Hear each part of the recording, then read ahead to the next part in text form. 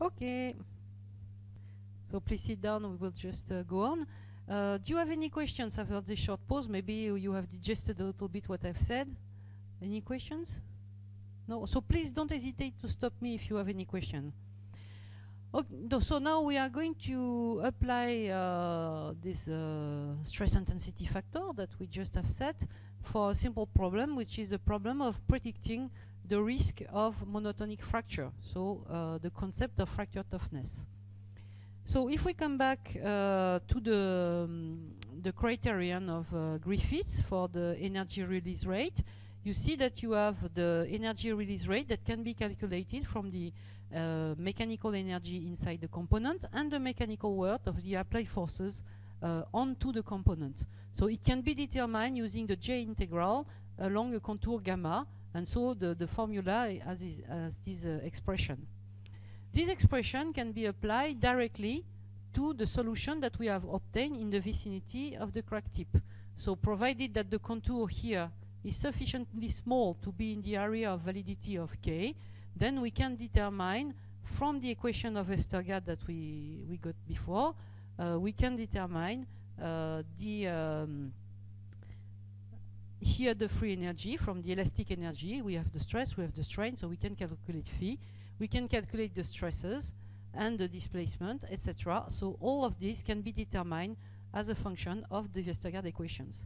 So what we obtain there is that the energy release rate is directly function of the stress intensity factor to the power 2, and there is a little difference between the K1, K2 and K3, and you have this expression.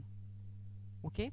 And if crack growth is obtained by a single mechanism, so whatever is K1, K2, mode 1, mode 2 or mode 3, then you can compare J to JC, the critical energy release rate that you have determined in mode 1 fracture.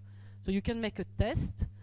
You have a specimen where you put a crack and you pull the specimen and you see when you have the start of the fracture. And so the K1 for which you get the start of the fracture will give you the corresponding J, and then you get the K1C and the JC. And then if it's the unique fracture mechanism, physical mechanisms of fracture that you can have, then you can determine the fracture condition by J equal to JC as a function in mixed mode condition as a function of K1, K2 and K3. And when the combination of all this is equal to JC, then you have the unsteady fracture.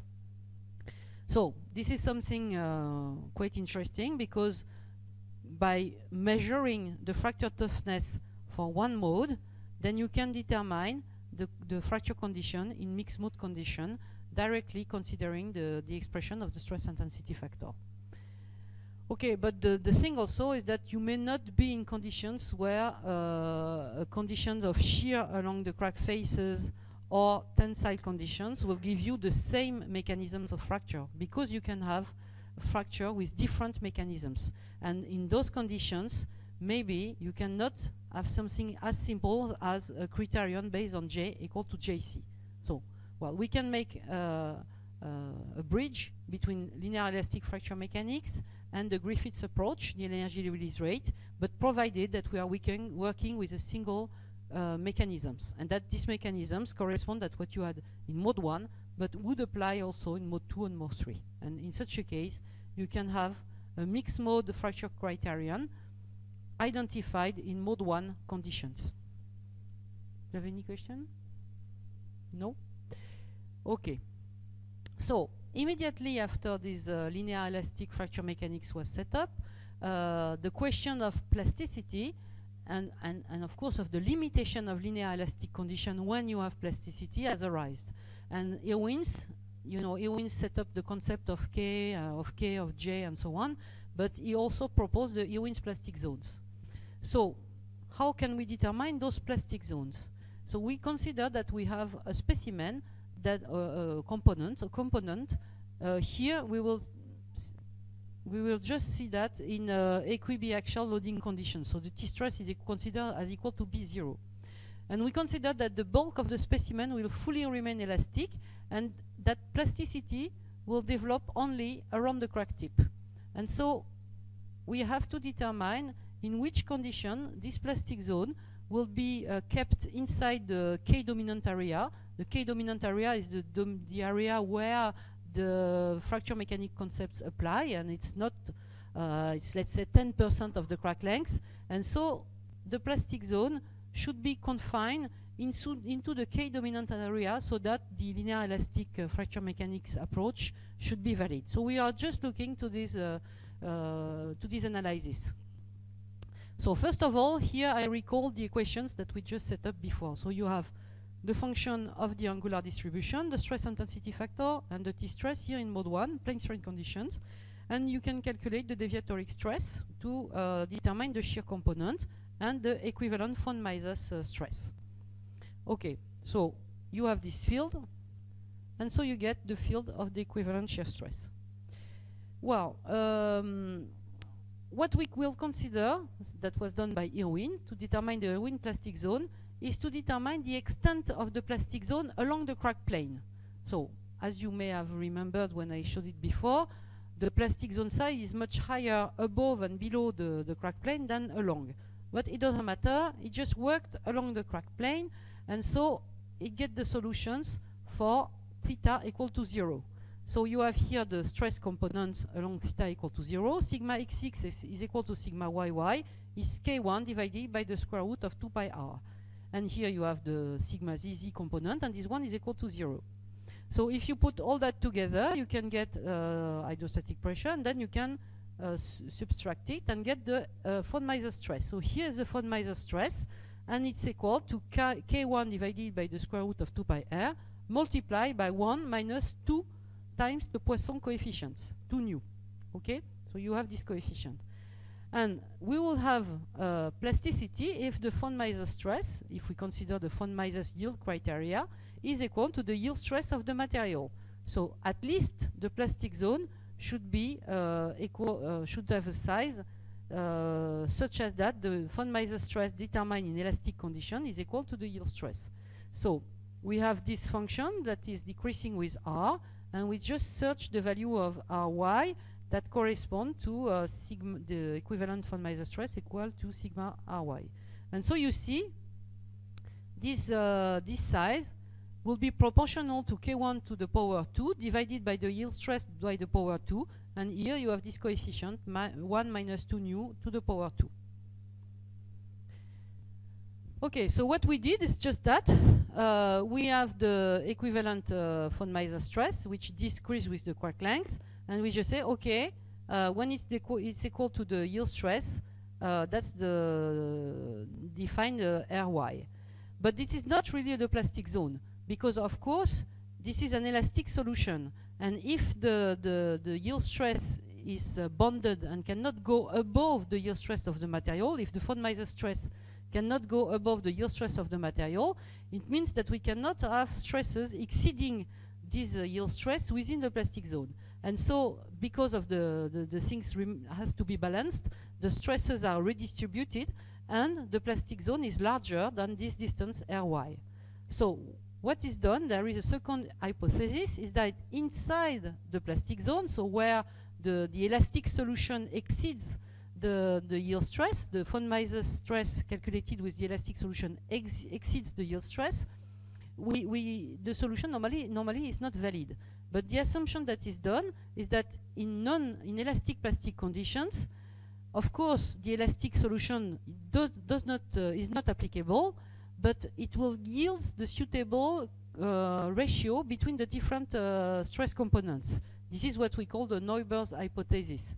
So we don't know, I mean, the elastic solution don't yield the stresses, but it will say that, okay, sigma xx is equal to sigma yy, because the relation between the component that we obtain in elasticity is considered as being applicable in elastic plastic condition. And so we obtain these conditions. So if we know that sigma xx is equal to sigma yy, that sigma xy is 0 because of symmetry condition, sigma zz is 2 nu sigma yy, then we can get the equivalent von Mises stress as 1 minus 2 nu, the stress normal to the crack plane. And therefore, this one is the yield stress divided by 1 minus 2 nu. So this is what we call alpha here, is 1 divided by 1 minus 2 nu. So if you have nu approximately equal to 1/3, then you see that here it's 1 minus 2/3, so it's 1/3. So this coefficient is close to 3. So if you have a yield stress, let's say, of 100 MPa, then the stress normal to the crack plane can be 3 times, approximately 300 MPa, 3 times higher. So here you have this alpha sigma y, and you need to redistribute the stresses that cannot be applied there because this elastic solution is not valid. So it's redistributed ahead of the crack tip.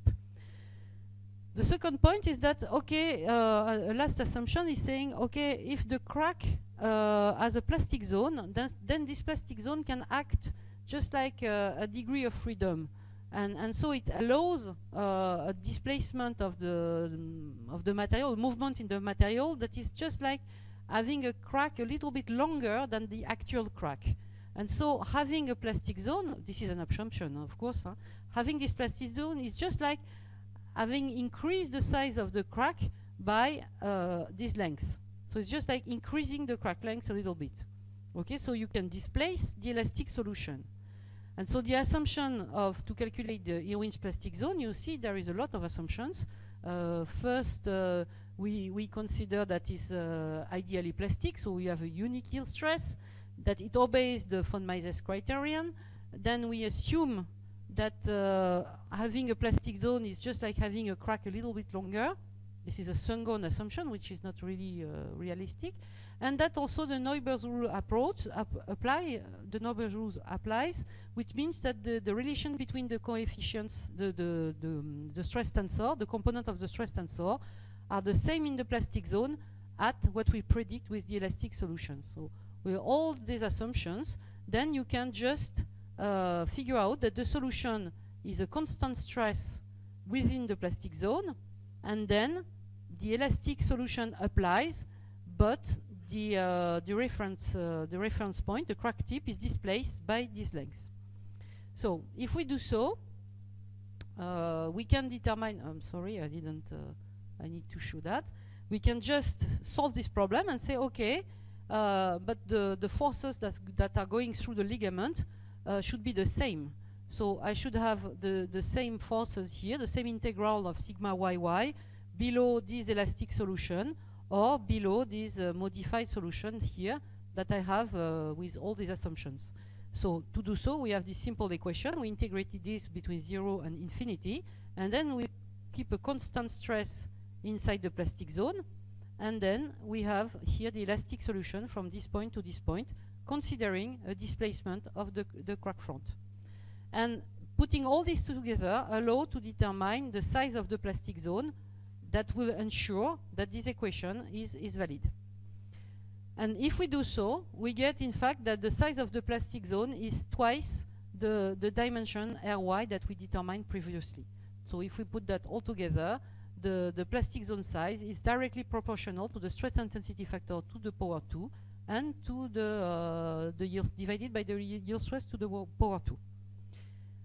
Okay, just one comment about this assumption. It seems quite rough. You think it's rough assumptions, but it's not that false. If you look to the results, and here it's the results of a finite element analysis.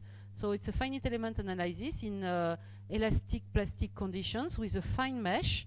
And here the yield stress that was taken into account is 350 MPa. Well, that's the importance. What is plotted here is the ratio between the coefficients, the component of the stress tensor.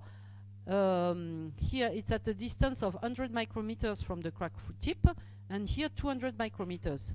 And it's plotted as a function of the applied stress intensity factor as calculated from the remote stresses. And you see that, well, when you load and you consider the ratio between these coefficients, you see it's quite constant up to the point where the plastic zone has completely invaded the point considered. So you have this Neubauer's approach that is quite valid at the beginning, and then it drops down, and this assumption is no more valid. So in this analysis, you had plasticity, and nevertheless, these relations are fulfilled. Okay. So what we can see also is what it yields. So you can determine the plastic zone size with this approach, and we can compare two finite element analysis. So here you have the Irwin's plastic zone coming from Irwin's plastic zone calculated using these previous equations, compared with finite element analysis in ideally elastic plastic conditions. So you have a yield stress at 600 MPa. So here, if you have the von Miser stress as a function of the distance to the crack tip, here you have the dotted points that comes directly from the finite element analysis, and here you have the elastic solution, the intersection with the yield stress, so it's 600 here, and then this one is displaced, and you see it's quite, in fact, the Irwin solution is describing quite well the solution that we have from the finite element analysis. So it's rough assumptions, but it works quite well. Here you have the same for the sigma YY component, so the component normal to the crack plane. Here it comes from the finite element analysis. Here is the yield stress divided by 1 minus 2 nu, and you see it's 1,500 MPa. Well, what you get from the finite element analysis is a little bit lower, is 1,300 MPa, so a little bit below. But more or less, you have a suitable representation of the crack tip plastic zone and of the stress field. There is a little error there, but it's not so bad. And then if you consider the size of the plastic zone, here is the cumulative plastic strain as calculated from the finite element analysis. And here is the Irwin's plastic zone as calculated with the LEFM approach. And it's predicting quite well the plastic zone size. So it's a rough assumption, but if you compare it to elastic plastic finite element analysis in elastic plastic conditions, ideally plastic conditions, then it's not so bad. But the fact is that material is never elastic plastic and ideally plastic. And then if you load it, and if you have load it, you have plastic strain, and then you may have hardening. And in this case, for example, you have a kinematic hardening in this material. The plastic zone, the elastic domain has a yield stress here, so you have the elastic domain with a yield stress there. And then if you plastically deform the material, and then if you unload, you have an elastic domain there with an upper threshold and a lower threshold, and a center, in this case, that is a little bit displaced because of kinematic hardening. What you see here is that for monotonic loading, the size of your elastic domain is 170 MPa.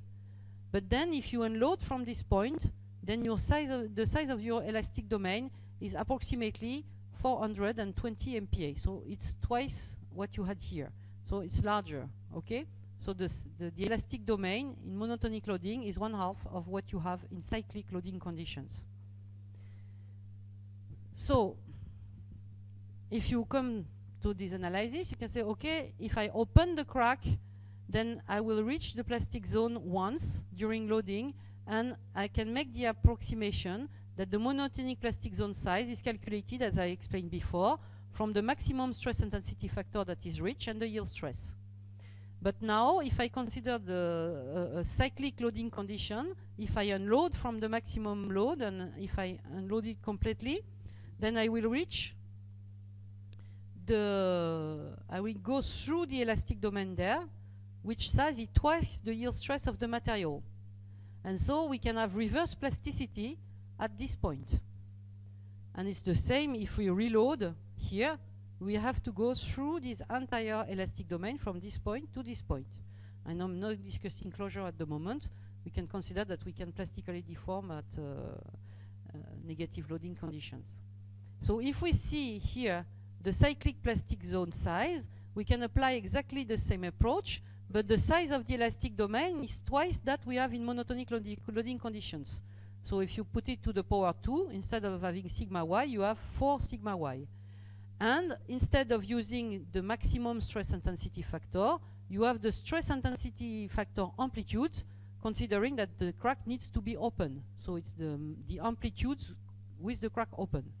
So we can have 2 plastic zone size using the Irwin's approach. The monotonic plastic zone which is using the maximum stress intensity factor and the yield stress, and the cyclic plastic zone, where you have plasticity during loading and during unloading, so forward and reverse plasticity at each cycle, which is using the amplitude of the stress intensity factor, considering the crack being open, and twice the size of the elastic domain. So it's the size of the elastic domain, which is twice the yield stress.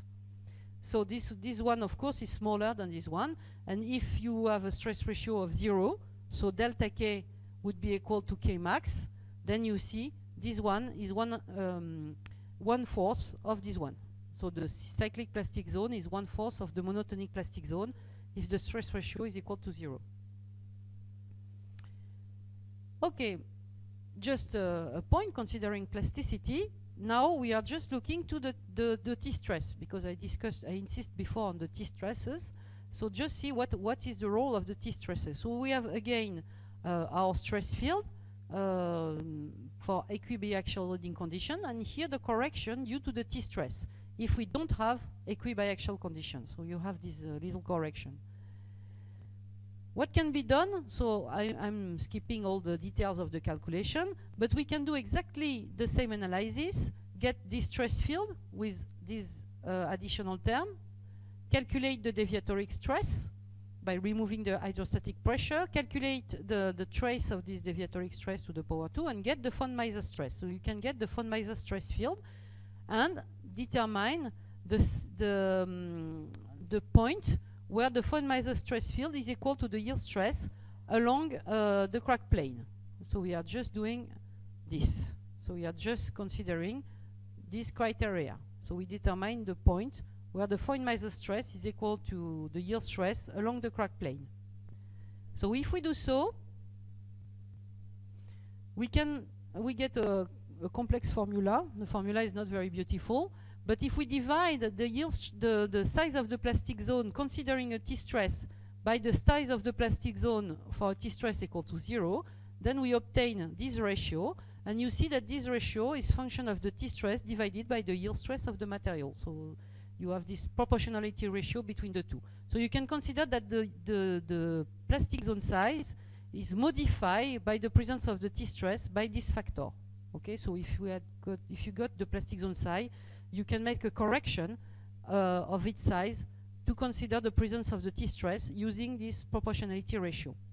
And if you look to this proportionality ratio, you can plot it, for example, here, the shape of this function as a function of T divided by sigma y. Here's this correction factor, and you see that it's 1 for T equal to 0.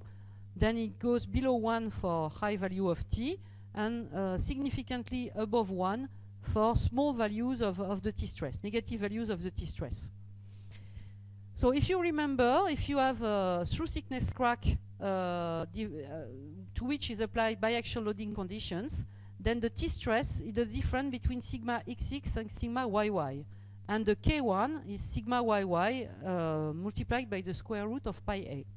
So here, if you consider uniaxial loading conditions, sigma yy with this one equal to 0, then this one is 0, and T is equal to minus sigma yy, and K sigma yy multiplied by the square root of pi a. And you will see that this will introduce a scale effect, a crack length effect, directly. So if we just consider uniaxial loading condition as this, you get K1, T, this one is function of A, this one is not function of A, and so for the same K1, for a small value for a short crack, the T-stress is much higher, the absolute value of the T-stress is much higher than for a long crack. So here, for a long crack, you may neglect the T-stress. For a short crack, the T-stress may not be negligible. And we can see that if we plot the correction factor that I have just calculated here, and you can see that this correction factor here tends to 1 when the crack length is a long crack, but it's not exactly 1. But it increases very significantly when the crack length is short. So for a short length, it increases very much. So it means that this effect of the T-stress is really negligible, maybe negligible for long cracks, but for short cracks, it can be it can have a very significant effect. So it introduces a size effect. And it has been calculated with this coefficient, K1 15 MPa square meters and 400 MPa. Well, just an example of what it may yield. If you have a phenomena that is driven by plasticity, like, well, partially ductile fracture, well, you can have, it's not exactly only plasticity, because you need also to have an hydrostatic pressure to help the voids to grow, but it is, nevertheless, it requires plasticity.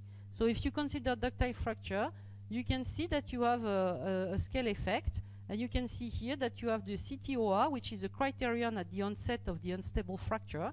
So it's it's not the K1C, but you measure, I don't know if I can derive, no. You have a crack, and you may measure the crack tip opening angle at the onset of the unstable fracture. And so for a crack, in this particular case, it's experiments coming from the literature. For a crack above 5 millimeter, the crack tip opening angle is constant. But for smaller crack, then you have an increase of the CTOA, indicating that you need to apply higher stresses and higher stress intensity factor or higher loads to have the onset of fracture. So here you have the CTOA increasing for short cracks. So there is clearly a size effect in this problem. So I'm not saying that you can always get this effect through the T-stress, but, well, you have to see that, well, it's very similar, and in fact I choose these coefficients to be comparable applicable for this material, but you have this effect that is clearly visible for small cracks. This is another example now for long cracks, and you will see that for long cracks it may not be that important. Here it's a CT specimen, and here it's a CCT specimen, center crack tensile specimen, and here a compact tension specimen, and that's the elastic solution of those two specimens that you can find in handbooks, and you have the ratio of the T-stress divided by K for the CT and for the CCT and for the CT. And those specimens are widely used for making fracture tests, fatigue test, you know, measurement of fracture toughness, and we can use both of them, and there are plenty of other types of specimen shapes. And in terms of K, you would expect to have the same results. In terms of T, they are quite different, because in this case T is negative, and in this case T is positive between the two components. And so in these experiments, tests were performed with the two types of specimen in fatigue.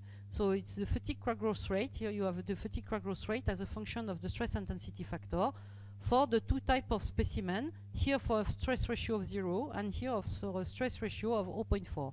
And you see that there is a small difference. It's not very big. It's something like 1.2 or 1.3, but nevertheless it's there, and it's really related to the specimen geometry. But it's not very big because it's long cracks, so the effect is quite small. And in fact, it's comparable to the dispersion of the experimental results, but you can see it anyway. Okay, do you have any question? Because now I think I gave most of the things related to the basics element on fracture mechanics. So if you have questions, don't hesitate. Then I will go to fatigue. So, yes?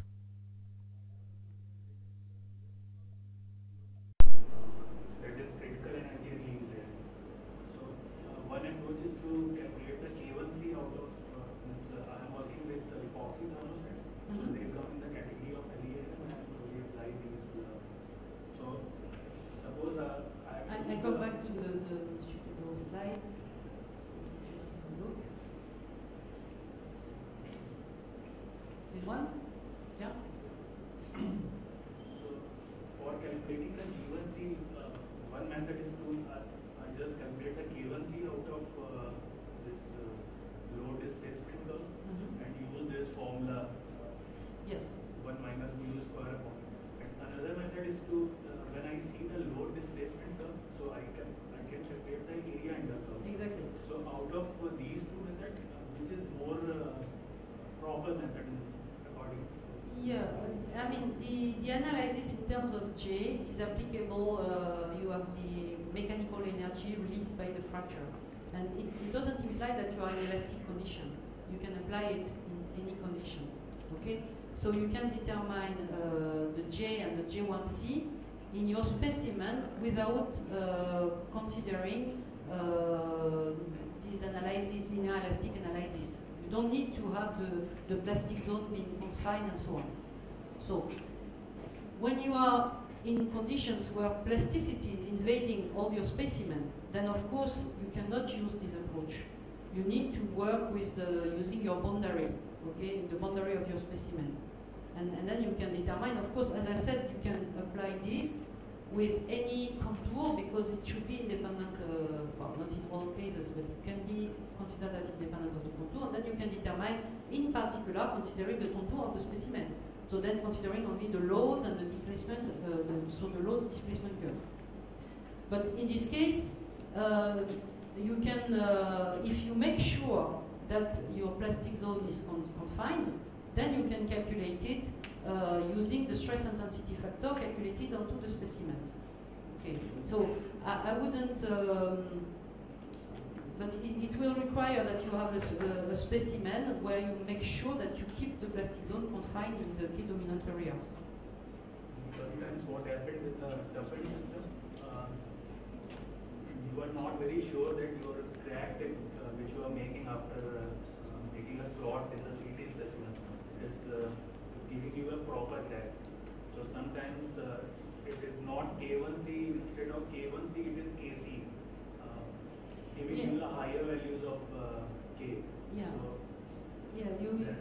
So, the thing is that normally if it's not really a crack, I agree with you, you can determine a JC, but it's not directly a K1C. But what you can do also is to, I don't know what is your problem exactly, but you can also determine K1C to have the onset of the fracture, but also to stop the crack. So sometimes the initiation of the crack is a little bit complex. You can initiate the crack by fatigue, but it's not always possible. And in some cases, it's difficult to have a real crack at the beginning. So you can have the onset of fracture, and then loading conditions that make sure that you will have the stop of your crack. For example, you can get that with a specimen where you have a strong gradients, decreasing gradients, so that the unsteady fracture is initiated and then stop. And we may consider that the threshold for arresting the crack or the threshold for initiating the crack, and here it's the real crack, because it's the crack that we have drawn, can be the same. That's an alternative solution.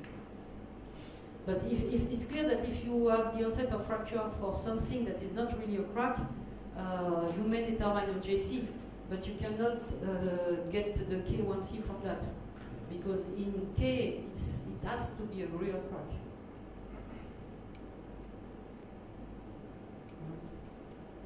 Another question? No, wait, yes? This is about T stress we are talking about. Yes. So the concept is elastic, but the constitutive equations are extrapolated to some amount of plasticity. Right. So what is the limit of the plastic zone where the concept of T stress can be applied? Because O'Dowd and Shi, when they talk about J and Q units, Yeah, exactly. they say that T stress changes the plastic stress strain behavior, and that is not accurate. Well, the T-stress, as you can see, if I come back to the solution, come back here. If you just look what happened along the crack plane, that's linear elastic solution. That's determining linear elasticity. And having the linear elastic solution, then you can determine if your plastic zone is confined or not. And of course, if it's not confined inside of the limit of validity of the K-dominant area, then it's not applicable. So how do we find out the thing validity? The size of the K-dominant area should be above the size of the RY that was determined there. So you see, we determine this one, and the size of your K-dominant area should be well above this one. Otherwise, it's not confined. How can we determine the size of the K-dominant area? It's what I said before, a long time before. I try to come back before. Here. that's the exact solution that we get from the linear elastic fracture mechanics, and that's the asymptotic solution. First order term, second order term, etc. And then we know that the error of the elastic solution is in the order of magnitude of the distance to the crack front divided by the characteristic length of your defect. And so if you have, let's say, so this is the domain where the solutions in terms of K apply, that we call the K dominant area. So below, when you want to have the error, let's say below 10%, you say, okay, if I have 10% of the error, then I consider that it's okay. So if it's okay, it means that the size of your K dominant area is 4/3 of A, okay, of the size of your defect. So if you want 10%, it's 10% of 4/3 of A. Okay, so if your defect is 1 millimeter, then more or less you can apply it to, I don't know, 100 micrometer. That will be the size of your K dominant area. And your plastic zone should be well below this K dominant area.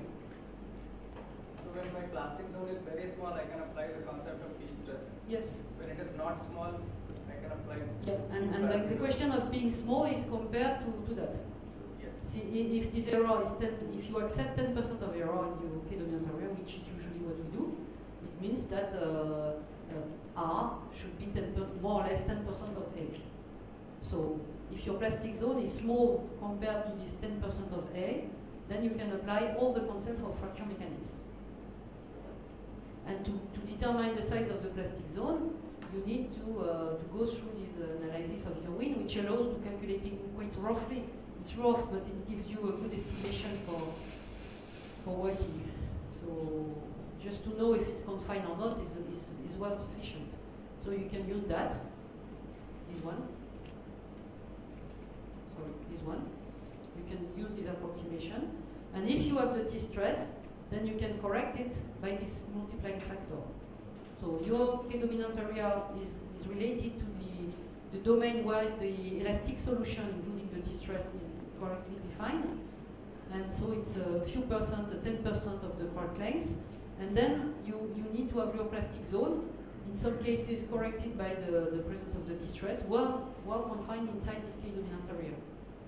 And I just want to mention that if you are working considering cycling loading condition, then you can go a little bit further because, well, okay, you may have a first loading case where you have a big plastic zone, but then during cyclic loading, you will have a smaller plastic zone. And then you can have your plastic zone, which is 4 times smaller. So for cyclic problem, you have a wider range of validity of the linear elastic fracture mechanics approach because it's just 1/4 of what you have here.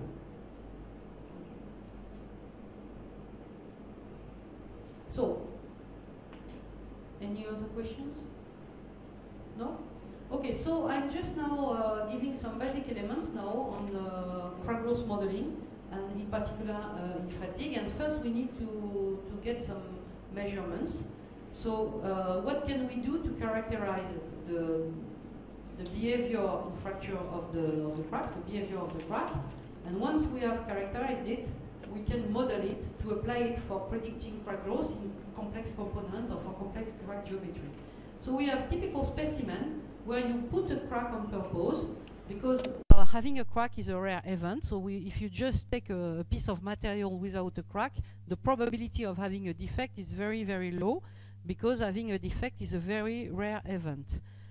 So what we do is that we take piece of materials and we put a crack on purpose on the piece of material that we have taken, and the specimen that we are testing contains a crack. And so it's deterministic. We are analyzing the behavior of the crack that we have created on purpose. So then we can load the specimen. This is one example.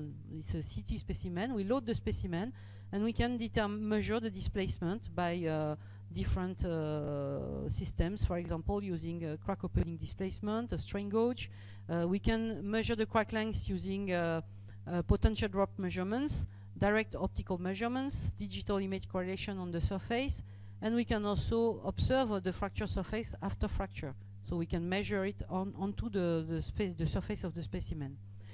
So, for example, here if you just plot a curve where you have the load applied onto the specimen through these two points here, two holes, we can just pull the specimen, and we have here the loads and here the displacement, and we have at the beginning we may have some non-linearity because you have plasticity, you have different questions, but then the overall behavior of the component is linear, and if the crack size increases, then it's easier to open the specimen, and then for the same load the opening is higher. So you can correlate the slope of this curve to the crack length. So it's the third way to measure the crack length. So we can get potential drop, optical measurement on the surface, direct or through image correlation, or we can use the response, the elastic response of the specimen to get the crack length, the measure of the crack length. So this is different techniques, but we can, through this way, determine the evolution of the crack length as a function of the number of cycles if we are working in fatigue, or as a function of the load if we are just pulling the specimen to have a monotonic fracture. Or it can be as a function of time if we are working in, for example, the analysis of fatigue crack growth in a corrosive environment, or because of aging and things like that. So it can be here number of cycle, time, load, I don't know.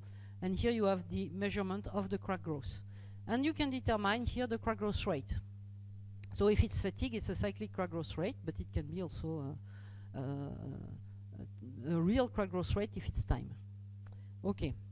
In fatigue, we define also different quantities. We have the maximum load, the minimum load, and also the opening load, which correspond to the load at which the crack faces are not contacting anymore. So if the loads, for example, is tensile and compressive, in compression, the faces of the crack may enter in contact, and then the crack is closing. And the part during which the crack is subjected to stress concentration at the crack tip is the part of the cycle where the crack is open. If the crack is closed, there is no stress concentration. So the effective part of the loading cycle is the distance between the maximum load and the opening load. Then the question why the crack is opening and when it's opening, it's a complex subject, but the crack cannot be a stress concentration if it's closed, according to linear elastic fracture mechanics. So if we come back now to the crack growth rate in fatigue, we can put here the crack growth rate as a function of the amplitude of the stress intensity factor, because as I said, in fatigue you cycle, and so that's the amplitude that is making the crack growth, and so you can plot here the crack growth rate as a function of the stress intensity factor amplitude. And here you observe three regimes. The regime that we call the Paris regime, because Paris and Erdogan were the first to plot this type of diagram and to correlate the crack growth rate to the stress intensity factor amplitude. And you have the Paris regime, where you have a power function between the crack growth rate and the stress intensity factor amplitude. Here you have the final fracture, when you will have the unsteady fracture when Kmax is equal to K1C, the fracture toughness. And you have here the domain of the threshold, where the crack growth rate is below what is predicted by the Paris law, and at the end the crack may stop at the threshold stress intensity factor amplitude. So in this domain, all this domain up to the fracture toughness is called the subcritical crack growth condition, and it's below the fatigue threshold to the fracture toughness. So what happened in the threshold regime? You will have some lectures that are more dedicated to material science and fractography analysis, so it's very rough. Here you have the crack front, and you consider that you have the crack that is here. So the crack is there, and if you open the crack, then you can have a shear plane, a maximum shear plane in front of the crack front. And so if you look at it from the point of view of metals, where you have plasticity because of the sliding of a crystallographic plane along a crystallographic shear direction, a slip system. So here you have a slip system along the maximum shear plane. if there is one. And then if you continue pulling, you can activate a second slip system or a second maximum shear plane, and then you will open the crack like this and create free surfaces there.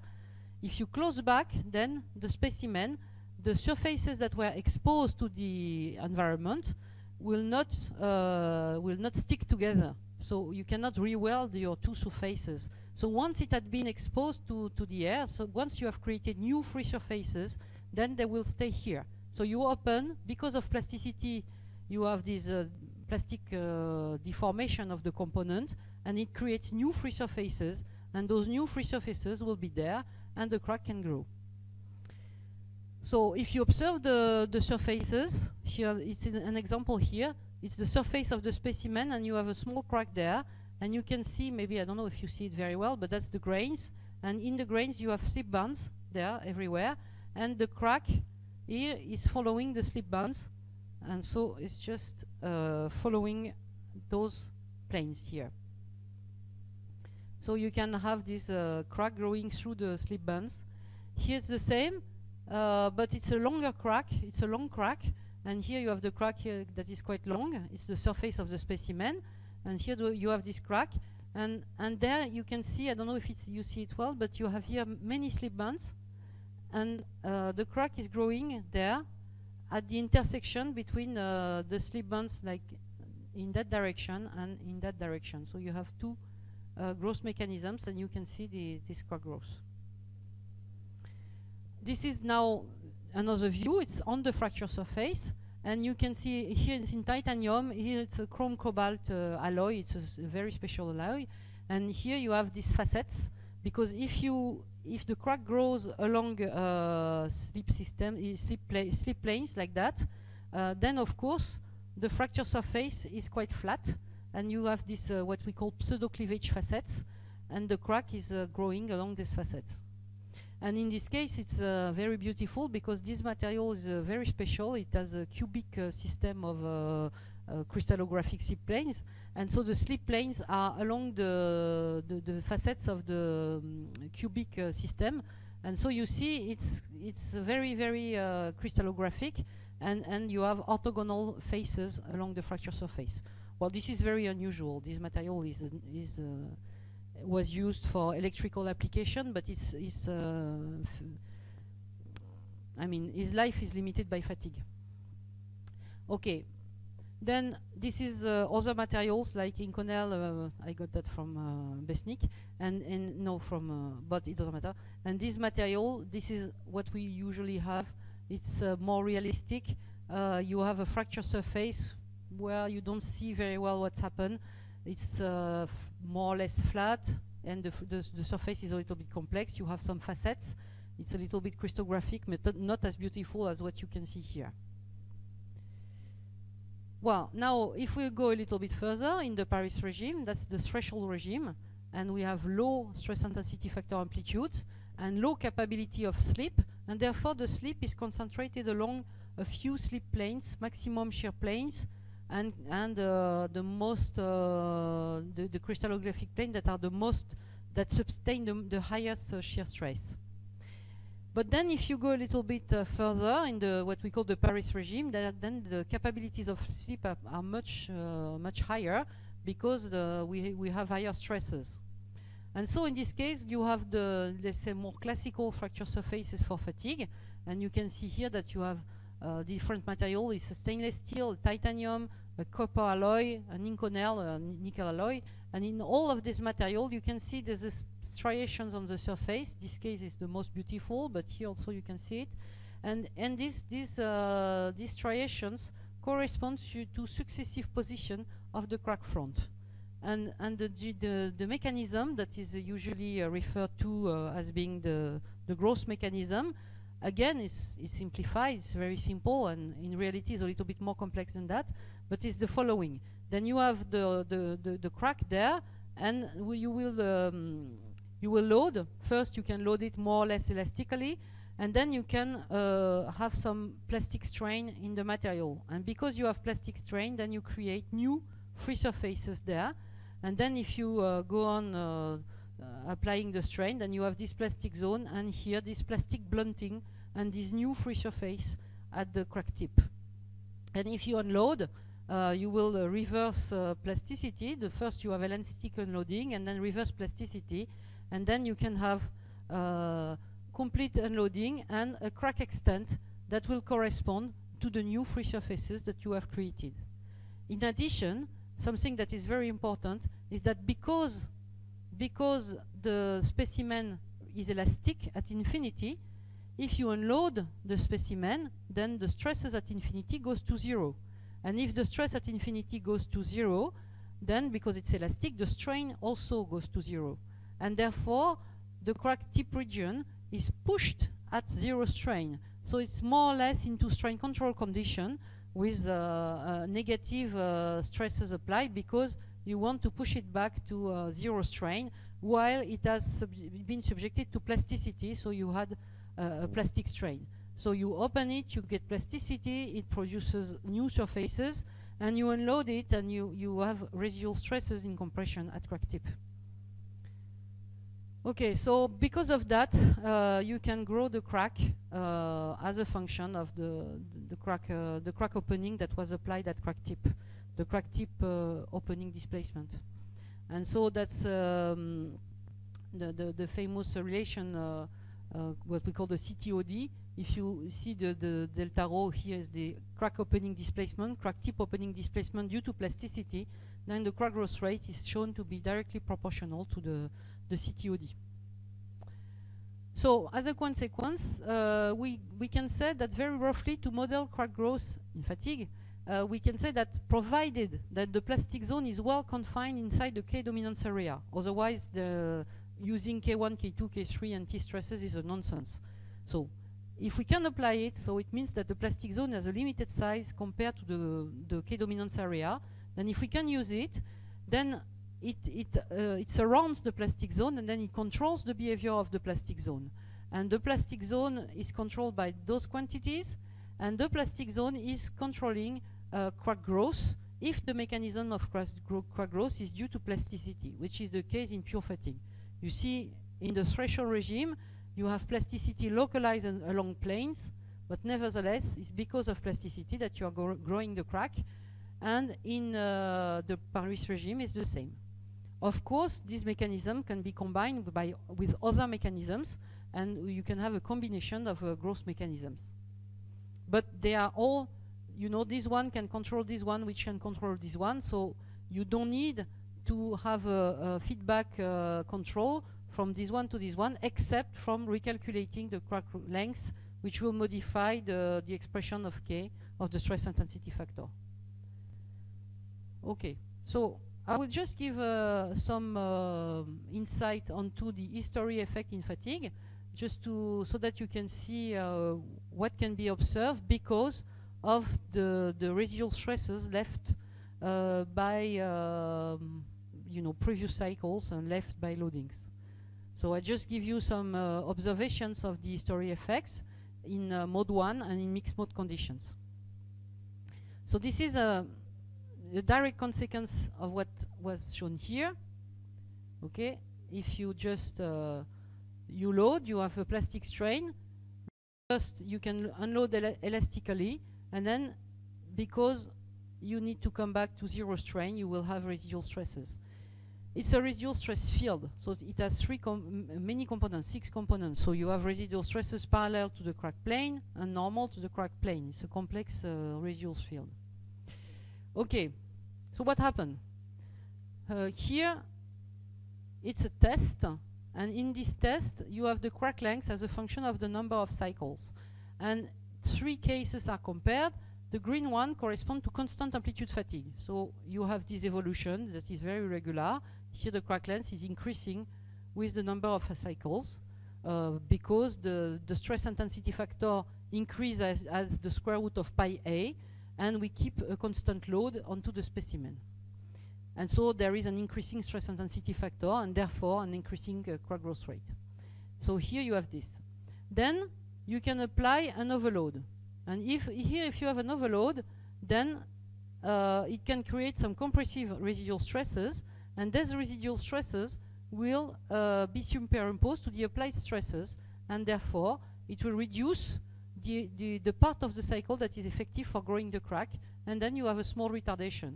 And if you increase the overload level, then you increase the retardation. So by applying one cycle with an extra load level, you can change the crack growth rate transiently and have a crack growth retardation. So what happens in practice? So if you apply an overload, if you are loading, then you come back and you leave a residual stress field, a compressive residual stress field along the crack plane.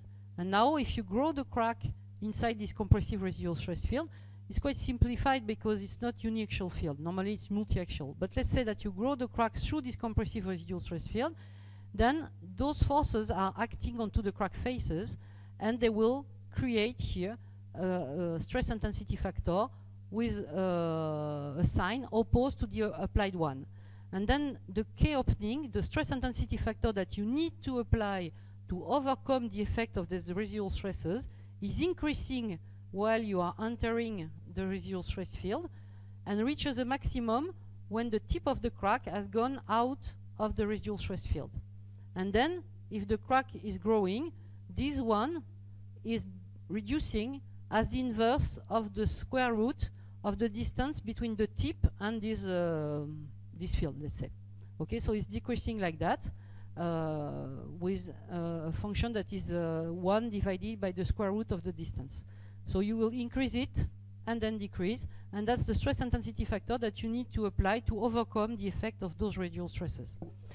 But be careful, this is only due to the residual stresses that you have left, and then you consider that you grow through these residual stresses without modifying them. But one thing that is to be considered is that when you are loading again, you are applying plastic strain because of the new cycles that you apply, and the plastic strain, of course, may modify this residual stress field.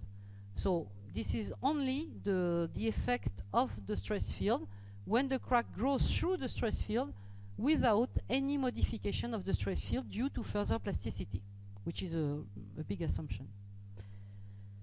And that is fully explaining this type of effect, and you can reproduce it quite well. But you can also have some short distance effect, and this is quite different. So in this case, you can here have, it was a special specimen for which if you have a constant load amplitude, you have a constant stress intensity factor. The shape of the specimen allows you to keep the stress intensity factor constant when the load is constant with the crack length. So that's very interesting to analyze this type of effect, because if you grow the crack, your crack growth rate is constant. You see, this is linear. So this curve corresponds to the crack growth rate without any overload. That's this line. And then if you apply just one overload, you have a retardation transient here, and you have this retardation, which is something like, here you see it's 2 million cycle, no, 200, excuse me, 4 million cycles, so here it's 2 million cycle, so the retardation should be something like 200,000 cycle. So you have this retardation effect due to this overload. And then if instead of having one overload, you repeat the overloads, you don't have only one overload, but you have 10 overloads with the same overloading factor, and therefore the same plastic zone size, you apply exactly the same, then you have a retardation that is much higher, and in this case it's something like 2 million cycle, or 1.7 million cycle or something. So the retardation is much higher, okay? So why do we have this effect? I will say that before afterwards. So secondly, same effect here, about the same. You consider constant amplitude loadings, it's block loading, so you repeat blocks. And here it's the fatigue crack growth rate as a function of the stress intensity factor for constant amplitude loadings. And if you apply only 1% of overload with a factor, I don't remember, factor 1.8, I think. So this is only one overload, 1% of overloads. You can group your overloads so that you have 100 overloads every 10,000 cycles, or keep it isolated, so you have one overload every 100 cycles. So there will be always 1% of overload, but the arrangement versus time is different. And so you see that the average crack growth rate is very different. So using those blocks, the average crack growth rate is twice lower than that you have without any overloads. But if you apply the overloads by block of 100, then it's divided by a factor 4 this time. So the arrangement of the overloads produces different results. So why do we have this effect? In fact, if you repeat the overloads, you are modifying the residual stresses inside the plastic zone. What happened is that during the first loading, it's very schematic because you have to know that inside the plastic zone, it's a multi-axial stress and strain field. So it's a little bit abusive to plot a stress strain like this because it's not uniaxial. But nevertheless, that's the idea of the thing. So if you're loading the crack, then you will plastically deform the material inside the crack tip region and get plasticity. And if you unload, you will have compressive residual stresses. But it's a non-linear material behavior with kinematic and isotropic hardening. And then if you repeat these loadings, applying the loads and then pushing it back to zero strain, it's a strain control, more or less strain control conditions, because the bulk of the specimen is elastic, and you have a non-linear elastic plastic behavior of the material inside the plastic zone. And then what happens is that you cyclically go to an adapted elastic plastic behavior inside the plastic zone. And this created two things. First, you have a mean stress relaxation during cyclic loadings, because you go from the initial cycle to the adapted one, and this produces a reduction of the residual stresses, so an increase of the residual stresses that are more and more negative. And the second thing is that by repeating the cycles, you are increasing the cumulative plasticity in the plastic zone, and then you may have isotropic hardening of the material. And so you increase the size of the elastic domain because you have an isotropic hardening, so an increase of the yield stress, the intrinsic yield stress of the material. And both effects, increasing the having an isotropic material hardening and having a mid-stress relaxation, both effects will produce a decrease of the residual stresses. And this can explain this type of effect, whereby repeating the cycles, then you will reduce here or increase the retardation because you reduce the yield stress. Well, of course, you have to consider that it's a 316 stainless steel, which is very sensitive to the effect of hardening. So the effect is very strong also because the material has a strong cyclic hardening. Okay, so you see that we have two effects that are producing history effect. You can have the effect related to the material hardening, cyclic hardening, which two components, isotropic and kinematics. And we have also the effect, long distance effect. When you have a plastic zone, it contains residual stresses, and those residual stresses will act as a stress intensity factor opposed to the applied stresses. You have the internal stresses and the applied stresses, and it's the combination that will produce the effective stress intensity factor. So if we want to model that, we may need to model quite carefully the cyclic plastic behavior of the material inside the plastic zone, and even though the cyclic plastic zone. So if we want to capture cyclic hardening, kinematic hardening, etc., then we need to model what happened in the cyclic plastic zone. And I would like you to remember the K-dominance area is 1/10 of the crack length. The plastic zone should be well confined, so it's something like 1/4 of the K-dominant area, and the cyclic plastic zone is 1/4 of the monotonic plastic zone, so it's very small. So you will need very fine mesh. So most of the time, if you want to model that using finite element method and capture all the things, you will need to have mesh size with, for example, 10 microns or 5 microns. And if you want to model 3D crack and a huge number of cycles, because I just showed you before test with the 1 million retardation effect, and those retardation effects are inside the plastic zone, so you need to model at least 1 million cycle. Is very fastidious and time consuming. So we don't want to do that. We would like to simplify a little bit the approach, and for that the idea is to define using the elastic plastic behavior of the material a model that will allow to predict crack tip plasticity as a function of the stress intensity factors, and then to predict, because of that, all the effect of the history, plasticity, without the need of a finite element method. So in fact, it's just pre-calculating the behavior of the plastic zone, just giving a model for the behavior of the plastic zone. It's just like a pre-calculation, and once it's pre-calculated, it's used instead of FE analysis to replace the FE analysis. It's just a model for the plastic zone inside of a model for the material. And then you can use it into the elastic analysis of your problem.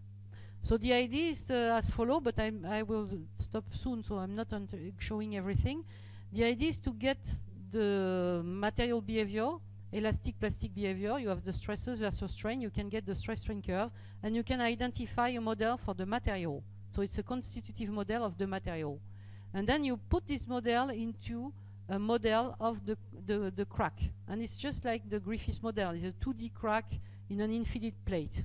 And you can get the behavior of the crack tip region through an analysis of the behavior of this crack tip region. I'm not entering into detail, but here it's the CTOD versus the stress intensity factor. And you can get here this relation between both and associate to this model, to this evolution that are calculated, a model that will give the CTOD rate as a function of the loading rate in terms of linear elastic fracture mechanics quantities. And if the crack growth rate is assumed to be proportional to the CTOD rate, then you can, using that, have the stress intensity factor rate and predict the crack growth rate.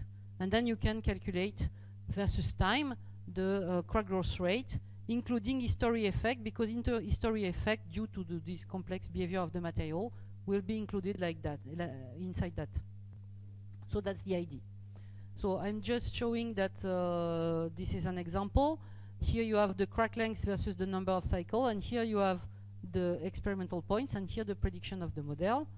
And here's another example with block loading, and here's the model and the experiment, and other things, stress ratio effect, and you can make prediction for random loading, because you can account for the history effect due to the peak loads compared to the baseline loads when you have random loadings. And so in this case it was just to show that if you have a constant amplitude loads at the mean level here, or if you have random loads with peak loads varying around this mean level, but with a what we say white noise distribution, it's about the same. But if you have the peaks that are rare events, you can have a retardation effect. Well, that is what is predicted by the model. Just a last point to show you what you can have due to the effect of plasticity at crack tip in fracture mechanics in mixed mode conditions. So when we go to mixed mode conditions for fatigue, it's a little bit difficult, because we have well, we may have cracks with complex geometries. We have mixed mode, so it's quite difficult. So we have to define the amplitudes for each mode, and it's usually considered that we can use some equivalent stress intensity factor amplitude as calculated using the stress intensity factor amplitude of each mode. And then according to the framework that you consider, you calculate it as a linear sum, or here you can have a power 2 or a power 4. It depends if you are considering an energy-based model or maximum stress model and things like that. And then you may apply what you have defined in mode 1 to predict what would happen in mixed mode conditions. That's what you find in the literature. So what we did in our lab is to say, okay, we are going to consider loading conditions where we keep the stress intensity factor amplitudes the same for each mode. Delta K1, delta K2, delta K3 will always be the same. But we will change the loading path. So we'll change how to go from one level to another. So for example, in mixed mode 1+2, we compare proportional loading conditions like this. K1, K2 is applied proportionally, or square loading conditions. So the peak levels are reached it's in-phase loading because the peak points are get simultaneously, but in this case it's linear, and in this case you load first in mode 1 and then in mode 2. And that's very important, because if you load first in mode 1, you open the crack, and then you have the mode 2 without any friction. If you had done the contrary things, I mean, first applying the mode 2 and then the mode 1, then you would have had friction. So it's important, the order of applying the loads is not negligible. Or we can just load in mode 1, unload, apply the mode 2, unload, etc. So we have these cross loadings and things like that. So the same thing was done in mix mode 1 plus 2 plus 3. So, well, we had proportional loading or cube loading, mode 1 and then mode 2 and then mode 3, and these cross loadings. And so this was done using a square component, a cross component like this one. You can get mode 1 by applying the same load along Fy and Fx, and mode 3 by applying perpendicular loads along the specimen, and mode 2 by applying tension along this axis and compression along the other axis. And the crack is at 45 degrees from the axis of the cross. And we had an elastic analysis to get the relations between the K and the loads according to the crack length. So this is the machine that we have in our lab. You see here the axis, and here's Martin Poncelet, one of our researchers, and here you have the loading axis. And here you can have some results. For example, proportional loading is there, and here if you apply a cube loading, it's going faster. So it's the same stress intensity factor amplitude, but we change the path and it's going faster. And if we have the cross loadings, so it's going much lower. And in all these tests, we just get the results when the crack was going in a coplanar way, so there is no change of the crack plane. And when the crack plane was changing, we did not consider the crack growth rate. So this is why we only have a few millimeters, it's 5 millimeters of growth, because after that the crack is changing its path.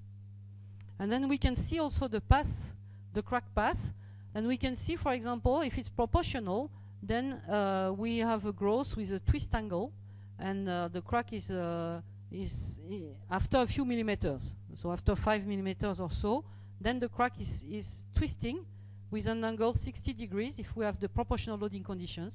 But if you have the cube or the cube loading conditions, then it's more or less coplanar, it's more or less going along this plane. And if you have the star loading conditions, then you have a tilt, so it means that the crack is doing that. So proportional cube loading, it remains more or less coplanar. Proportional, you have a twist, and star, you have a tilt. So we have the same stress intensity factor amplitudes, but according to the loading path, we can change the crack growth rate and we can change the crack path, and not all of this is well explained at the moment. And see, if we want to see to the contribution of the mode 3, then you can see by when it's growing in a coplanar way, that if you have mode 1 here, and you go to add a mode 3 component by going from square to cube, then it's going faster. And it's the same for the cube square to cube. Excuse me, it's proportional. Here's square to cube. And here it's from cross to star. And you are going from coplanar to tilt.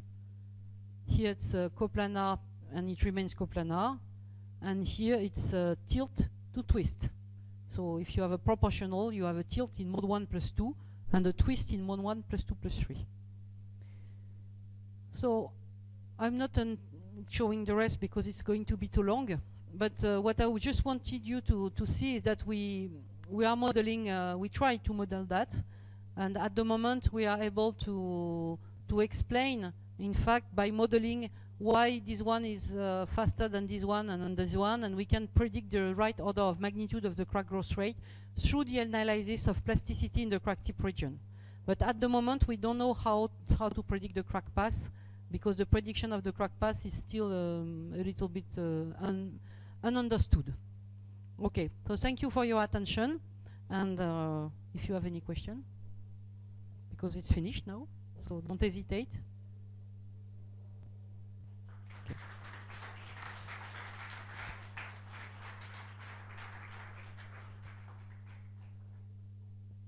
Pas de questions?